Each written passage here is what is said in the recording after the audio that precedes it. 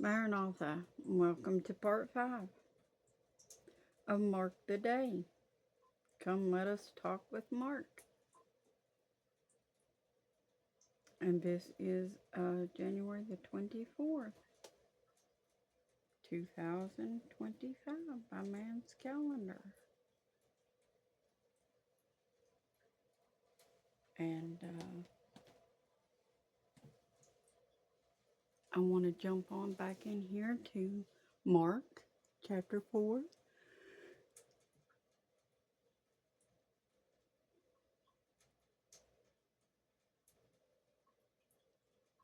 And I want to recap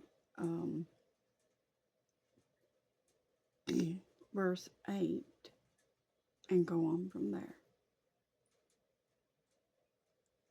And other fell on good ground and did yield fruit that sprang up and increased and brought forth some 30 and some 60 and some 100. And he said to them, he that has an ear, he that has ears to hear, he that has ears to hear, let him hear.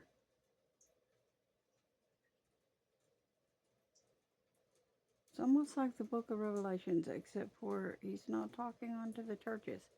He's talking to everyone.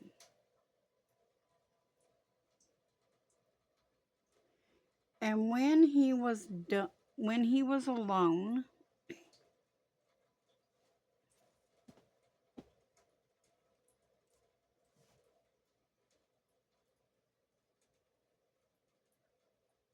they that were about him with the 12 asked of him the parable. And he said to them, to you it is given to know the mystery, which is the hidden truth of the kingdom of God.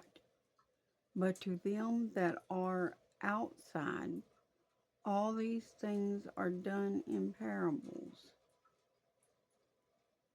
that seeing they may see and not perceive, and hearing they may hear and not understand, lest at any time they should be converted, and their sins should be forgiven them. And he said to them, know you not this parable? And how then will you know all parables?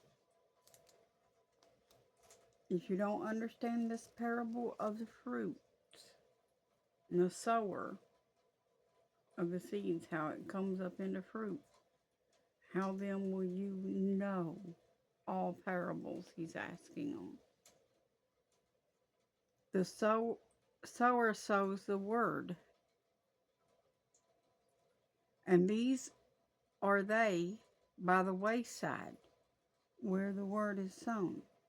But when they have heard, Satan comes immediately and takes away the word that was sown in their hearts. And these are they likewise which are sown on stony ground, who, when they have heard the word, immediately receive it with gladness, and have no root in themselves.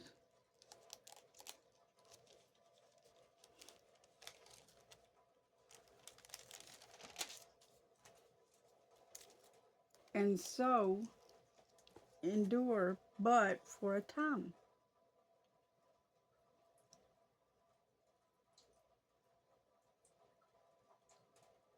Afterward, when affliction or persecution arises for the word's sake, immediately they are offended. That means they stumble.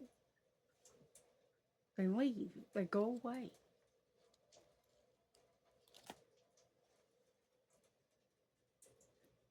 And these are they which are sown among thorns, such as hear the word, and the cares of this world and the deceitfulness of riches, and the lusts of other things entering in choke the word, and it become unfruitful. That's kind of self-explanatory right there. That very verse. Because it tells you straight out what their heart goes after instead of the word.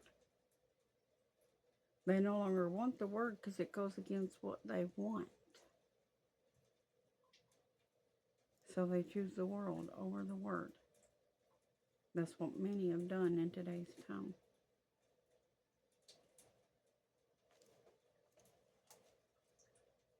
Look around. You don't believe me? Look around at the world and you can see this. And these are they which are sown on good ground, such as hear the word, and receive it, and bring forth fruit, some 30-fold, some 60, and some 100-fold. That means 30 times more, or 60 times more, or 100 times more. They pass on what they've learned. This is good fruit. It yields seeds that it may continue to grow. The vine survives. It goes on, it carries on, it branches out. That is the kingdom of heaven, right? It started as one little seed of faith, which started with Jesus. And it has gone and grown on and on. And it's branched out onto all 7 continents.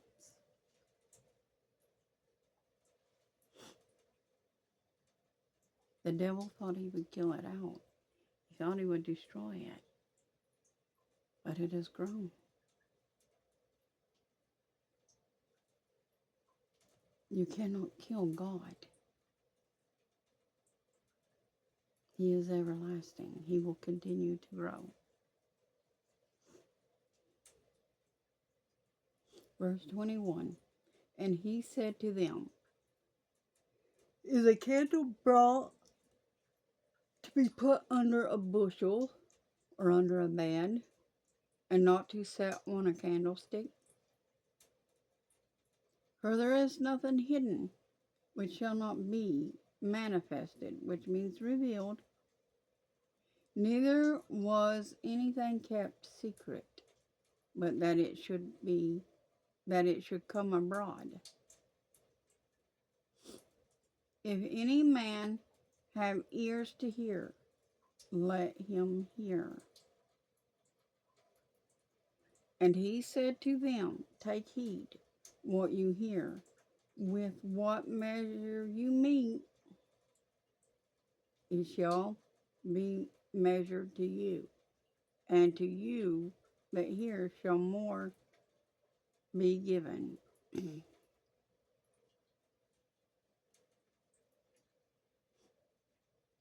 For he that has, to him shall be given. And he that has not, from him shall be taken, even that which he has. And that's talking about the 30 and the 60 and 100. If you yield more, you will get more in return.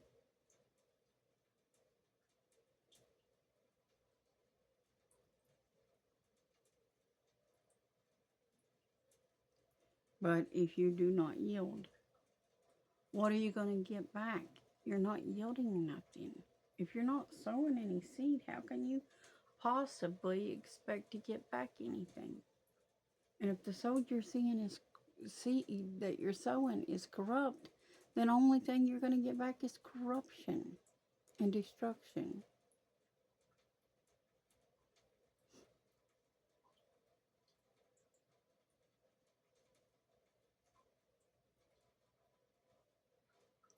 And he said to them, take heed what you hear.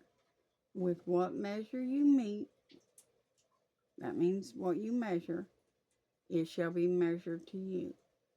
And to you that here shall more be given. For he that has, to him shall be given, and he that has not, from him shall be taken, even that which he has. And he said, so is the kingdom of God, as if a man should cast seed into the ground, and should sleep and rise night and day, and the seed should spring and grow up, he knows not how. For the earth brings forth fruit of itself, first the blade, then the ear, after that the full corn in the ear. But when the fruit is brought forth, immediately he puts in the sickle, because the harvest is come. And he said, whereto shall we liken the kingdom of God? Or with what comparison shall we compare it? It is like a grain of mustard seed, which when it is sown in the earth is less than all the seeds that be in the earth. But when it is sown, it grows up and becomes greater than all herbs, and shoots out great branches, so that the fowls of the air may lodge under the shadow of it. Which is exactly what I said coming into this video, right? I was talking about the sower and all that, and just a few minutes ago. Didn't even realize that Mark was going to go into that at this point, but yes. But when it is sown, it grows up and becomes greater than all herbs, and shoots out great branches, so that the fowls of the air may lodge under the shadow of it. And with many such parables spoke he the word to them, as they were able to hear it. But without a parable spoke he not to them. And when they were alone, he expounded all things to his disciples. And the same day, when the evening was come, he said to them, let us pass over to the other side. And when they had sent away the multitude, they took him even as he was in the ship. And there was also with him other little ships. And there arose a great storm of wind, and the waves beat into the ship, so that it was now full. And he was in the hinder part of the ship, asleep on a pillow. And they awake him, and say to him, Master, care you not that we perish? And he arose and rebuked the wind, and said to the sea, Peace, be still.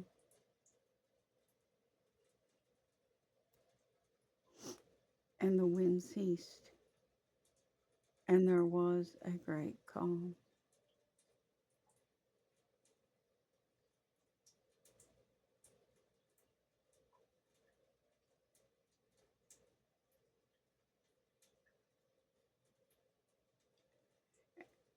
And and he said to them, Why are you so fearful? How is it that you have no faith?